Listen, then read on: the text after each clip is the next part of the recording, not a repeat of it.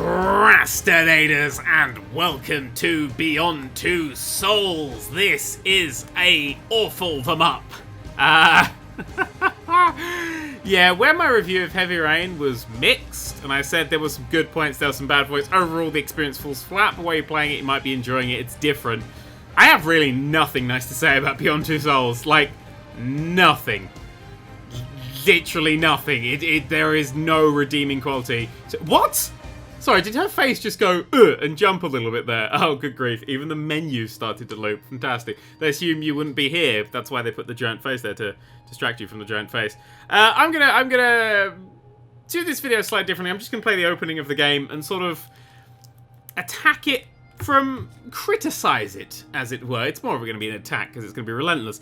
But from two perspectives. One as a game and two as a movie. People go, oh, this is a different thing. This is an interactive movie experience with Poppy Face here. That should be, you know, that should be something, yeah, reviewed differently. Well, we don't have people who review things like that, so I'm going to review it from the 2 points. As a game, it's awful. There isn't none of it. No game at all. And from a movie, it's badly written, badly directed, and quite possibly a million hours too long. I don't know, I haven't finished it yet. And I'm never going to. This is the last time I play this game, I hope. Should we get started? No, before we get started, I'm going to prove two things to you in the course of this video. One is that the back of the box is a lying prick. And two, David Cage wants to make movies very, very desperately. To the point where this is essentially a movie and he's reluctant to actually make it into a game in any sort of way. The reason the back of the box is a lying prick is, or it does a thing that annoys me, it says there's unexpected twists. Thanks, now I know there's twists, they're expected, you're wrong. And the other thing is it says, create your own story through your choices and actions. That is apparently the biggest lie since a simulator game said breathtaking 3D graphics. Because there's no choices. There's no choices, apart from at the end. At the end of the game, you get a choice. In fact, I think it's two that branches off. But it's like Mass Effect. Pick your ending, sort of ending. So don't worry about anything else. The endings are inevitable, pretty much, apart from a few different changes to the characters and stuff, but it's utterly unnecessary because as far as I can see in my 4 hours of playing, they are less than one-dimensional. They're just points. That's all they are. They're points. Shall we continue or start a new one? This will delete my previous save. I couldn't give a toss. Right. So the opening of this game is a bit interesting. Let's discuss this game narratively while she blabs on in the Stargate about stuff. The game doesn't tell its story in the right order. So this bit here is sort of at the very end of the game, at the end of a story kind of thing. This is before you make the choice. I assume I haven't got there. You then jump back a little bit for another cutscene. That cutscene contains flashbacks, but fucking ignore that. And then you jump back to when she's a little kid. And then you jump forward to when she's going to an embassy party as a grown-up, and then you jump back to when she's like a little kid but older, and it's a mess. And there's no point to it. They don't do anything clever and go, look at these things, it was actually going in this wrong order. Oh! It's simply because they wanted to do things, and they didn't want to write setup. Literally the only reason. This is as far as I can tell. Okay, so we start here, another cutscene. This is a very bad place to start a cutscene if you're a fan of Heavy Rain, because that guy, yeah, another fucking flashback in your flashback from the original thing. That's Paco. Was he Paco? Something like that. The nightclub owner who made Madison to take a top off at gunpoint. So as soon as I see that guy, I'm like, hey, you're that creepy fuck. And yeah, I don't think that was intentional. That's a little side point. That sort of really bugged me. Incidentally, he's also the voice of Rayman. True story. According to IMDb, something I just noticed. Because I had to look. I was like, I recognise that guy. Type. Oh, he's the voice of Rayman as well. He's uncredited, but whatever. Look, some flashbacks to whatever. It's unimportant. I hate things that start at the beginning and then work back. Because this isn't a dramatic start at all. Because this start is really to introduce the fact that there's something weird and psychic going on with her. And then, well, the first scene when she was in the Stargate, so that was some clue what's going on. The back of the box says, wield supernatural powers! And the next scene will explain the exact same thing this scene does. So this scene is essentially useless at this point in the narrative. Yeah, it's also very slow. This game is glacial in its speed. Like, I had to go at Heavy Rain for being slow. This game is just slow in its direction. Everything is just... Let's just show this 1,000 more times. Let's not go boom, boom, boom, show the stuff really quickly. Not like faster and more intense like George Lucas would always say. It's just kind of like slower and boring. Do it slow, make it like a bad episode of Next Generation. This man is shouting at a phone. It's kind of unimportant. Goddamn fools. Yes, he's obviously on the phone to the writers. Just David Cage going. Sorry, I find it hard to like separate Quantic Dream, the people who make this, and David Cage, who's sort of the head of Quantic Dream, simply because in Fahrenheit, the first game, or Indigo Prophecy, I think it was called in America, the tutorial stars him as a movie director. So he's just fucking in my head as someone who wants to make movies, and if you've played any of his games, you should be very aware he wants to make movies. Oh, here comes the SWAT in a nice dramatic action thing. What's going on? Well, you've brought a lot of SWAT into a room, and there's a girl who's been beaten up and not talking. Put one to the other one. Oh, look at that dramatic motion. He's going to give another dramatic motion soon that's a bit interesting and redundant, really. Ready? Wait for it, wait for it, wait for it.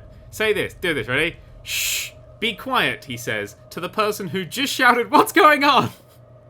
Like, maybe she's alerted at this point, and this guy takes so fucking long to get there. He's like Randy Orton entering the bloody arena. I could have escaped from a brick, just if that was brick walls, I could have escaped at that point. What's gonna happen? What's gonna happen? Fuck all! Seriously, watch. Is it gonna happen? Is he gonna get dramatically eaten by a monster? Is anything gonna happen? No, he's gonna very slowly back away. And then, very dramatically, he's gonna back away slowly. Slowly. It's supposed to be building tension, but there's none. Like, I just don't get tension from that scene. It's so slow. It's not like, ah, but yeah. And then it cuts to black. Then this guy turns up for the aftermath, because aftermaths are way easier to bother to render than, you know, anything before that point. No, I haven't actually touched the controller yet. I really don't like cutscene openings. I didn't really like GTA 5's opening. I think it was far too heavy-handed on the cutscenes. But yeah, oh, the SWAT's all been mushed. Oh no. He didn't let Spider-Man do it or something. I hate when they use actors that I recognise in games, because they just look just like the bits of the actor you know. They're sort of very minor caricatures. Jody, what have you done? I don't know. We'll probably find out at some point in the narrative. I assume something went wrong, and he mushed all of these SWAT peoples very slowly. What? That's the dramatic sting, is it? It's like we saw dead SWAT, dead SWAT, dead SWAT. Jody, what have you done? Dead SWAT. Dead SWAT! Okay. Okay, game. Pat, pat. Okay, so that was there, the prologue. Oh no, the prologue was Home the Stargate. Excuse me, I've got a thing, it'll kill me. Broken that was the bit we just saw, which is apparently what that's called. And now we're at the experiment. We're 3 chapters into the game. We haven't started playing the game yet. This is the first bit where the game happens. So this is the supposed to reel you in, actiony opening of the game. It doesn't work, and it doesn't work in a very fact way that it assumes you're going to do something, and then you don't. If you don't do that thing, it just shits all over you. So we just established there's security cameras looking at the girl, and then we show the security cameras, because we needed to for some reason. Pictures are supposed to say 1,000 words, David Cage, not 3. It's just like, security camera here. Man smiling at girl who's there. He's wearing a thing. This is supposed to be like him being like a cool, funky person. He doesn't really need to wear the doctor's thing. Like, if you're trying to, like, you know, talk to kids. I don't know. I like how she gets up there. She sort of, like, goes to get up and then doesn't. Then becomes a ghost child. That's how you're supposed to get her up. Ugh. I don't know why she was sitting that way and then span around. She could just been playing. She's supposed to be sort of facing away from us. Like, I don't know. He did some directing. Right. The way you control stuff in this game, instead of hitting all different buttons that do different things, you just flick the analog stick in the way you assume that the thing's going to happen. So see that white dot just above the Barbie? Not the white dot in the distance. That's a lamp. You will get confused with the white dots. They're really quite hard to see at some point. If you push towards that, like not from... Wait, it's not push towards. Okay, so let's review this as a game for 5 seconds. Don't need the controller. You have to push in the way the action happens. So if someone's punching at you, you either have to push... You're never really clear if do I push towards them to try and punch them back or pull away to try and counter. The game is never really clear. If you play on the... You get like 2 options. I play lots of games, or I've never played a game before. One of them actually shows you the directions you're supposed to be doing it in, which seems to make more sense, but then it's probably less of a game. Let's walk this robot girl around. Yeah. Animations still particularly robotic, which is... a bad thing. You don't have to hold R2 to walk anymore because even David Cage realised that was a bad idea. And yes, I'll keep using his name saying Quantic Dream because all of his decisions were his. That's my theory. Anyway, if we go to this thing and flick the stick down, yeah. Oh, the right stick is also the camera.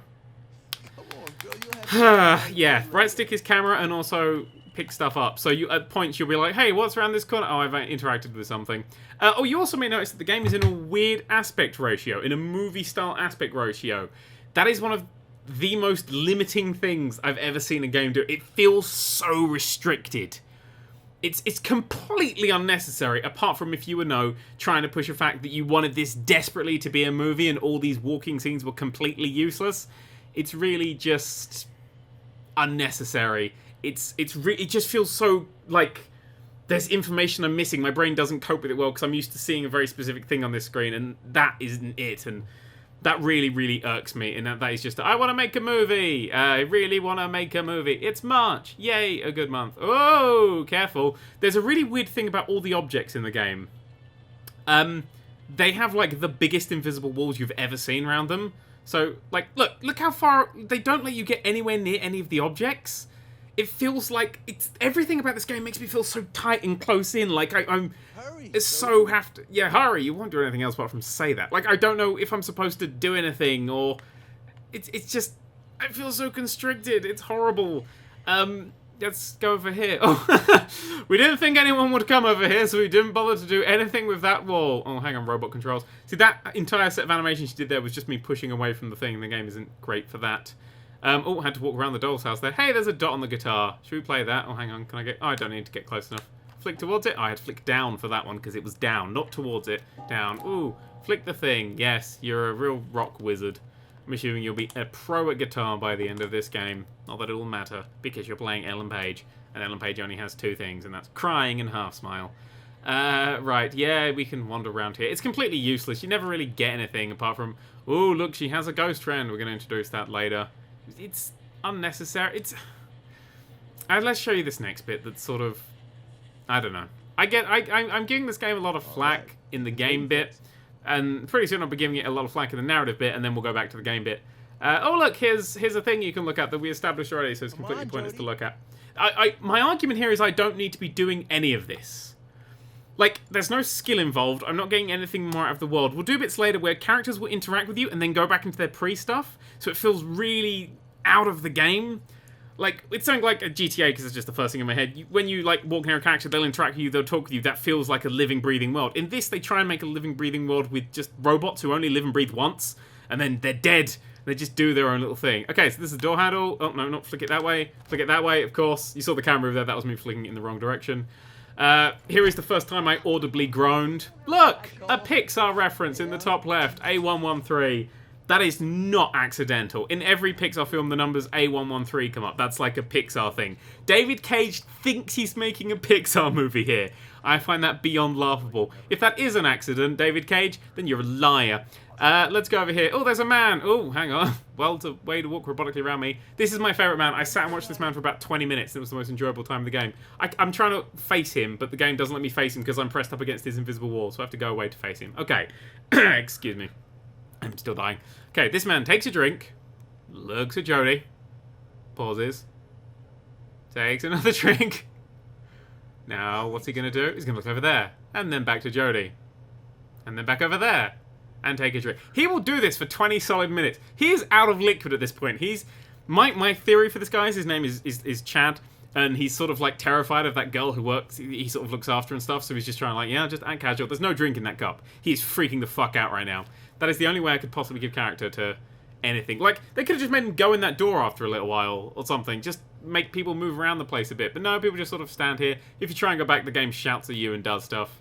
This is the world's most patient doctor I'm following now. He's just like, wait, I'm patient. I don't need to do anything. Hey, let's talk to these two. Who do talk to you? Precious. Hello. You look pretty today. I do look pretty today. Do you want to carry on interacting with me? No, you're not going to ignore me. And go back to this. Hey! Oh, sad face. Yeah, and they'll just jolt at that. And then they'll just stand silently and point at a notepad after a while. Ooh.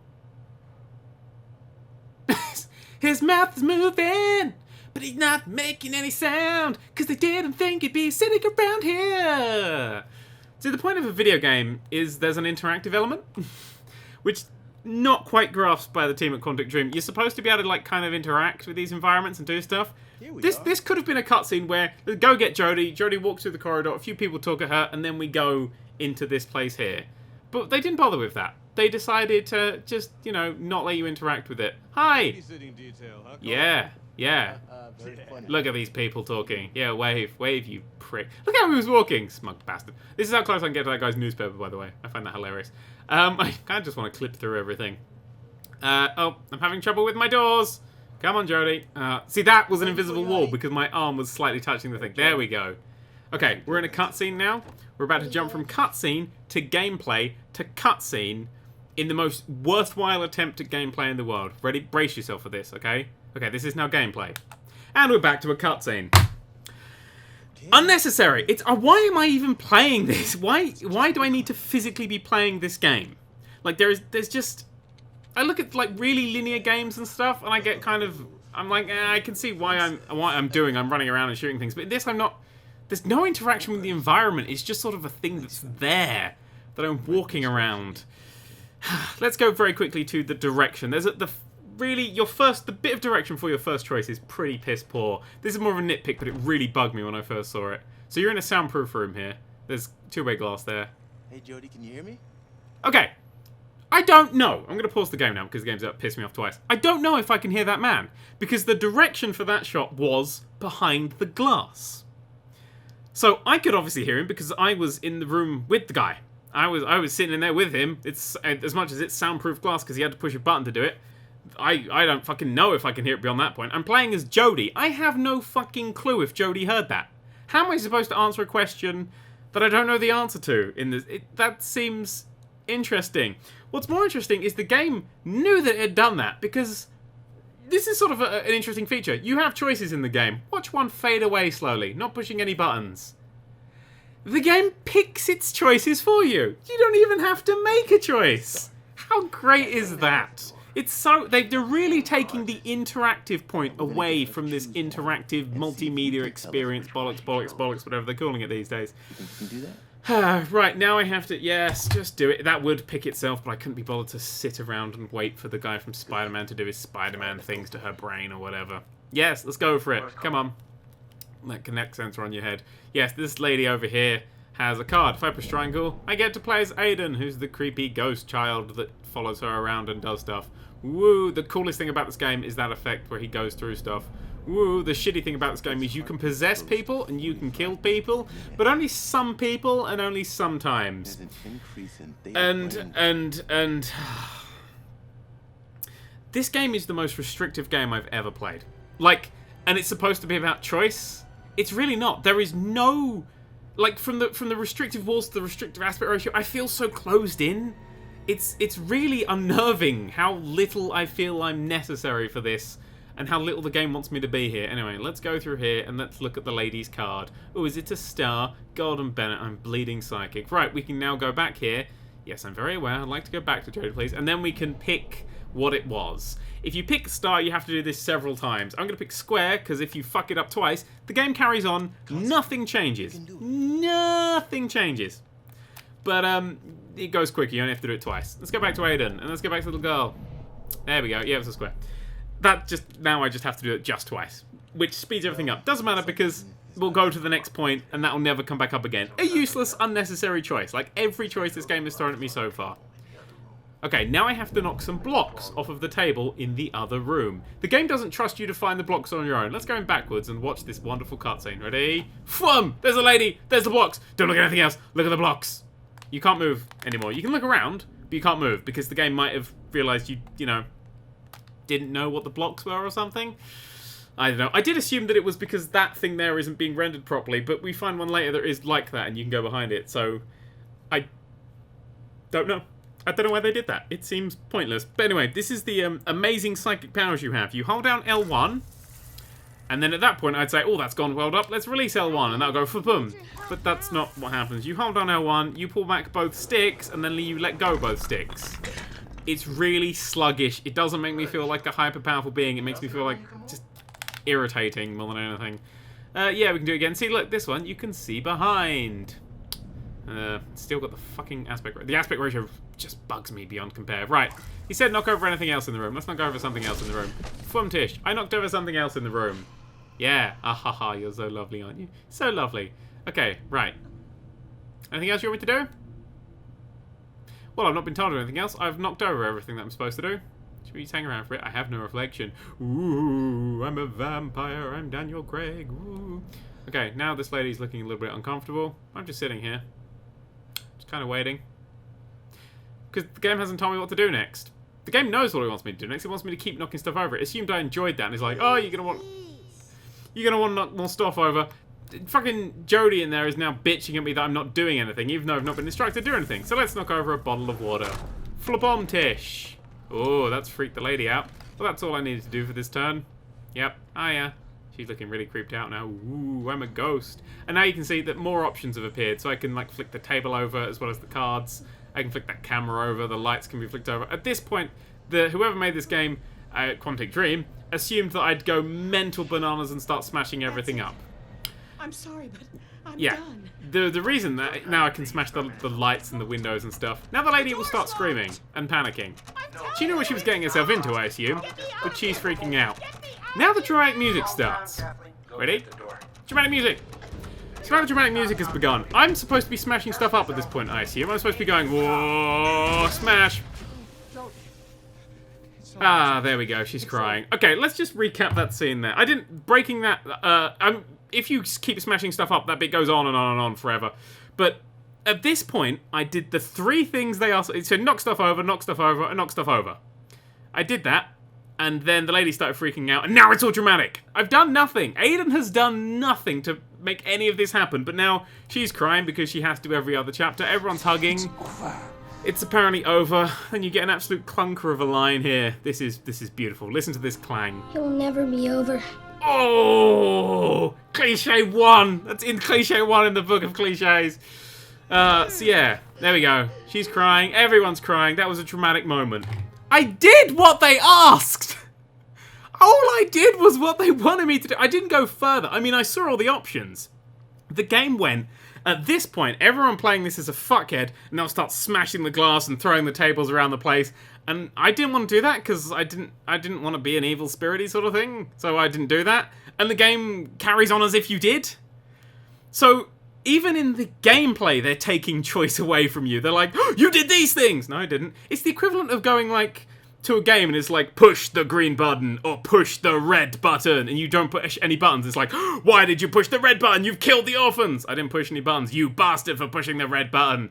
It's a really bizarre thing. I don't understand. I mean, from a gameplay point of view, there was no gameplay there. From a narrative point of view, the narrative doesn't match up with the gameplay. So even if this was an interactive movie experience, that's nothing there. There's fucking nothing there. This is the embassy. This is the next bit. I'll end it after this bit starts up, just because this was another bit that annoyed me. I actually gave up after that "it'll never be over" line, because it's just... That's like in a horror movie going, it's too quiet. It's just the thing you never really expect. Right now she's in the future. She's got fucking some white thing attached to her.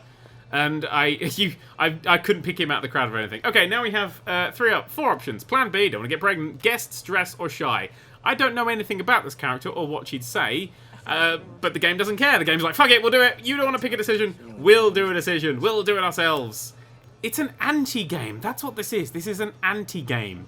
It doesn't want you to play. David Cage just wants to make a movie.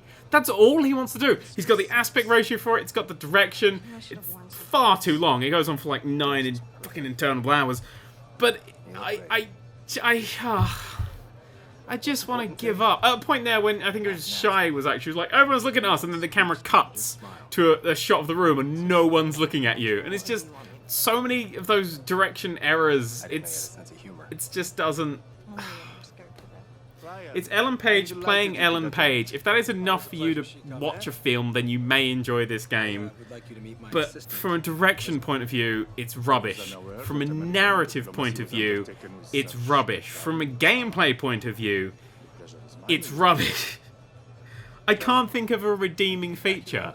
It's pretty, but graphics have never sold me on anything. I mean, if you want to say, oh, but if... Quantic Dream seems to believe that, you know, graphics define how well you can tell a story. The fucking Papers, Please, which was one of the most tense endings to a game I've ever played, that was entirely decided on my choices, not through arbitrary stuff, but through how I played the game. Papers, Please ruined me as an ending. It made me question who I was. It was fucking incredible, and it was a pixel art game. Thomas Was Alone was fucking emotional and beautiful, and that was just pixels. You don't need this extravagance to try and tell a story. It's just not necessary. Oh, sorry. I was like, why is it on this shot for so long? We're now in the game. I just hadn't noticed because he's got the stupid fucking aspect ratio. I have a lot of issues with this game. A lot of issues. As you've probably been able to tell.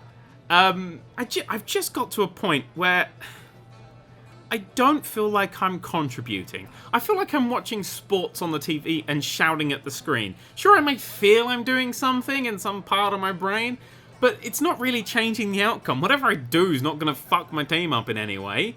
It's like this game just wants to be a giant cutscene, and when it's not being a giant cutscene, it just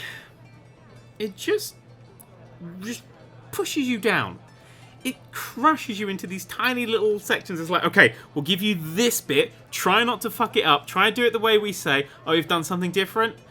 Okay, well, no, we'll just say what happened. We'll just say what we wanted to happen happened, and you can just carry on. We'll just carry on like that. That's what it really feels like. This game feels like the first half of a joke. This is the setup of a joke to which the Stanley Parable is the punchline. The Stanley Parable rips the shit out of game narratives. This is the most game narrative I've ever seen. I've never played anything more linear while pretending to not be linear.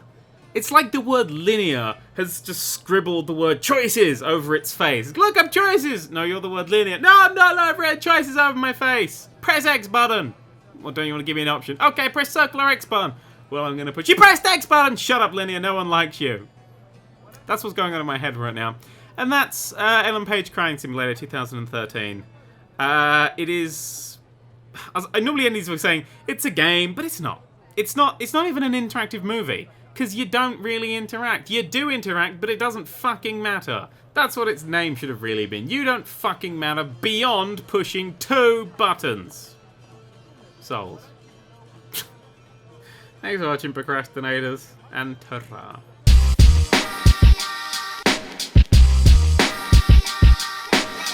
To the domain of the Nerd3.